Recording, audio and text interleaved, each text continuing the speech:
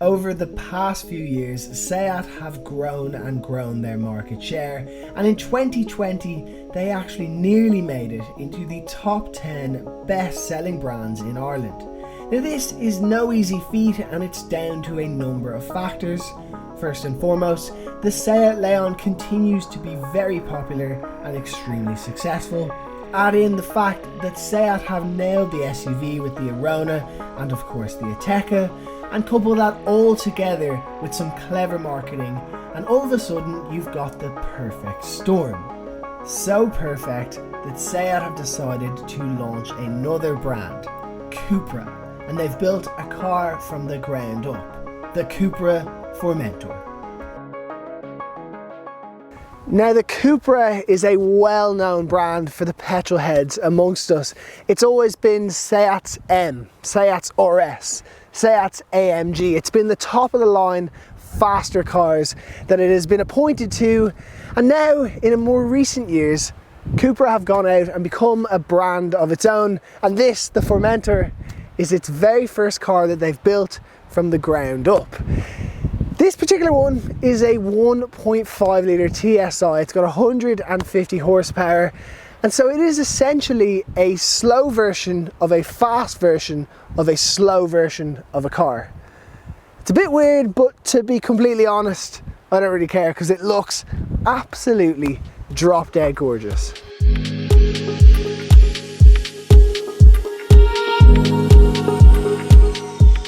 Now before we discuss the design and the look of the CUPRA Formentor in a bit more detail, let's begin by talking about prices. Now the Formentor starts at 37,000 euros, however this one is quite well spec'd and it's actually closer to 47,000 euros. Now if you'd like to search for CUPRAs for sale in Ireland, you can hit the link on the top right hand side of the screen. We have over 1,000 trusted dealers nationwide, and you know you can buy with certainty and clarity. But more on the design. So the biggest thing that you will notice obviously is this badge. It's bronze, it's really cool. It almost looks like someone jumping up like this in a weird karate style move, and that actually comes very similarly in the headlights. It looks really, really well there. And then as we go around the side, well, we've got these aero wheels. Now they're 2,000 euros. I personally wouldn't spend that 2,000 euros. I don't think they look great, but they are good for aerodynamics. And then along the side, the car is actually quite a little bit smaller than you'd expect. So it looks like an SUV when you see it in photos, but I'm not that tall, and I make this joke every week, but I really am that tall, and I am still able to see the roof of the Formentor. So it's actually quite a low car. It sits almost like a cross between a hatchback and a full-blown SUV. From the rear, it looks very nice. I really am a fan of the almost carbon effect on the CUPRA badge. At night time, this gives us a little bit of a dance, much like the SEAT Leon did. And if you pay about 600 extra euro, you will get the electronically opening tailgate, and the boot is actually massive. It's quite deep. Yes, there's a big load lip, but it is quite spacious, and you've got a false floor with a tyre repair kit and things like that down there. No spare wheel, unfortunately, but one thing I do like is you can fold the seats from here so you don't have to run around, and actually there's a nice little hook for the seatbelt so it doesn't get caught. So overall, the boot is very, very nice. In the rear, actually getting in here, you get a sense that it's not a full-blown SUV because you almost have to climb down into it. But once you're in, the seats are really comfortable, loads of knee room, plenty of headroom, so it is a good place to sit. You've got ISOFIX points. They're not as easy to get at as something like a Golf, however, they are there nonetheless, so that's always good. And I actually believe there are three, two back here and one in the front, but more in the front seats in a short while. And here you've got two cup holders and an armrest. And that's basically it. You've got a bit of storage, USB-C charging points and climate control. And it is a lovely place to be. And these bucket seats, they are absolutely stunning. But we'll talk about them when we get into the cockpit.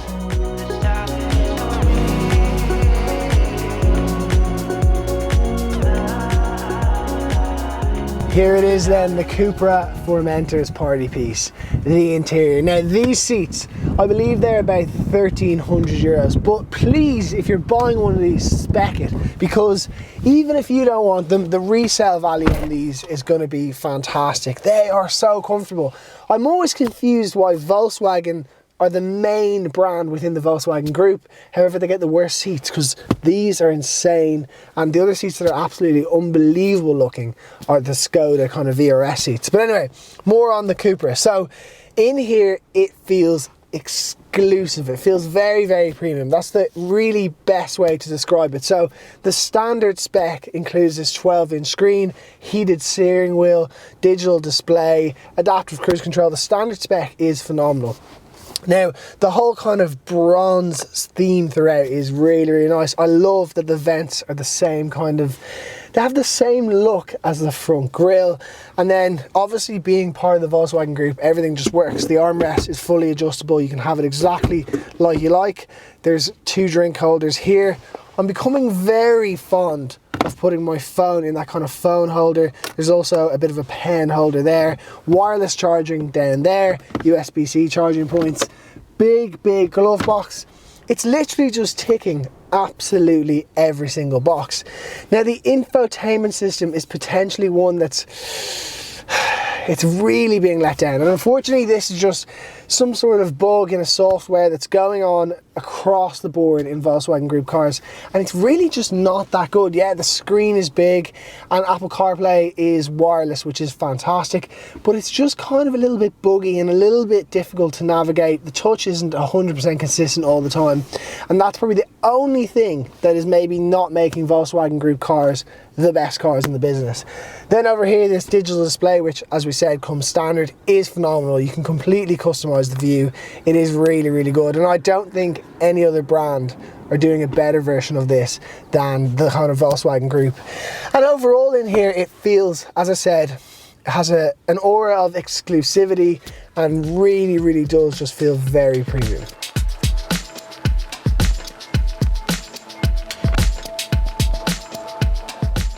Now, to drive the CUPRA, just like every other kind of Volkswagen Group car, the gearbox happens down here and it's all control there, and you pull it into drive and off you go.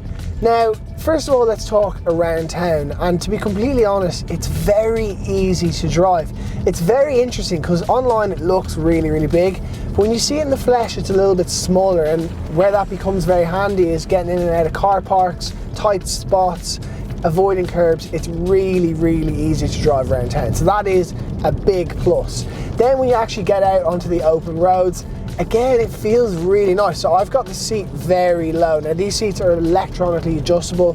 They've actually got memory settings here as well. So if you share the car with your husband or your wife, you can have your preset right there and it's nice and comfortable. But the seat for me, it's nice and low, and I really do get a feeling that I'm in a car. The bonnet is nice and long ahead of me, and I do just really have a sense that I'm driving something a little bit special, which leads me into the engines, because obviously CUPRA is mostly known for having high performing engines. So it does come in a 4-wheel drive, 300 odd brake horsepower car, and it is a very, very good one. I can only imagine. I haven't driven it myself, but this 1.5 TSI is really, really good too. It's not the most economical, to be honest, so it wouldn't really suit if you're going on long journeys down the country. If that was the case, I'd get the 2-litre diesel, because that one, it's that same Volkswagen Audi Group 2-litre diesel. It's a very, very good engine. On top of those engines, there is a very interesting PHEV version. It's the same that we see in the Skoda Octavia, and actually we're lined up to maybe take a test drive in one of those in the coming weeks, which we'll be sure to update you on. But for now, this 1.5 TSI is absolutely brilliant. You've actually got these really premium feeling kind of paddles here, which, to be honest, they put the ones in the Golf GTI Club Sport, which we recently reviewed, to shame, because these are really, really nice. They feel good, and of course they'll change gears using this automatic DSG gearbox, which again, one of the best in the business. It's very reliable, it's seamless between gears, and it actually makes the engine as efficient as it can be, making sure not to rev up too high, and keeps it all nice and safe. As I said earlier, standard equipment includes adaptive cruise control. So that means when the car in front of you slows down, you also slow down. Then this particular one has added on lane assist and a few other nice bells and whistles, which you don't necessarily need.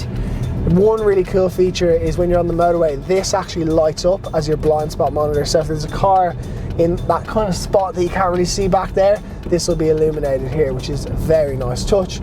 But as a whole, to drive, it is very, very impressive. It doesn't let you down at all. And put it this way, I think this could be a very, very good selling car here in Ireland. Unfortunately, the 2-litre turbo version will never really catch on just because of our VRT system, but this one, it might. One other thing, I don't know if I necessarily believe that this is only 150 horsepower. German car manufacturers are renowned for kind of pushing down not only emissions, but more importantly their horsepower. So when you put a lot of maybe Golf GTIs on a dyno and they're supposed to be 245 brake, they come in at 255, 260. I think this is closer to 180 or 190 horsepower than you might think.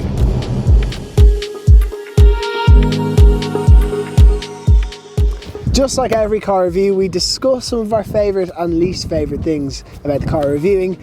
And number one on my least favourite is these fake exhausts. I sometimes wonder how manufacturers haven't got the message yet. We don't want fake exhaust, we prefer a really bad exhaust or no exhaust. Now, actually, funny enough, you combine them with the wheels, and someone actually asked me yesterday what the range was on this.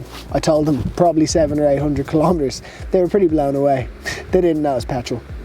For number two, we're going back to the infotainment system. I'm sorry, I don't mean to slate it, but it does kind of get on your nerves when you drive it day to day. The heating controls are a bit of a disaster. There's no quick way to change it from comfort to sport. You kind of have to go through the whole navigation. But worst of all, when I put on Spotify and I go to listen to T Swizzle, her name is hidden because there's some sort of glitch on the system. And I need to see Taylor Swift there. And number two is, even though the infotainment system is straight out of a new modern Golf, the buttons on the steering wheel aren't. So last week I was actually driving a Mark 8 Golf, and that kind of like haptic touch thing was really, really weird. My hand kept hitting off it, and then I'd be driving down the road and my hands were sweating. Whereas here it is physical buttons. That is a good thing. That actually leads me perfectly into my favorite things about the CUPRA Formentor. People are absolutely flabbergasted by it. It's so funny. The number of people who've asked me what it is, how much horsepower does it have, is it electric, is it petrol?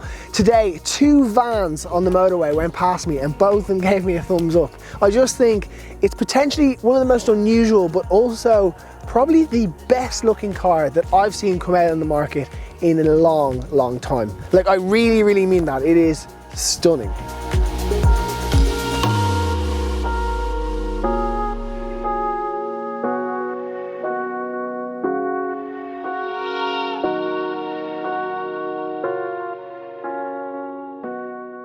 So there you have it. That is DoneDeal's review of the all-new CUPRA Formentor, and I have to say it is really, really impressive. It combines an exclusive, newer, more modern style with the old-fashioned reliability of something like a SEAT, and for that I really, really like it. Now, if you'd like to search for CUPRA's for sale on DoneDeal right now, hit the link on the top right hand corner and hopefully we can help you on your journey of buying a new car. If you enjoyed the video, let us know in the comments, give us a like, and of course subscribe. But for now, that's it from me. We'll see you in the next one.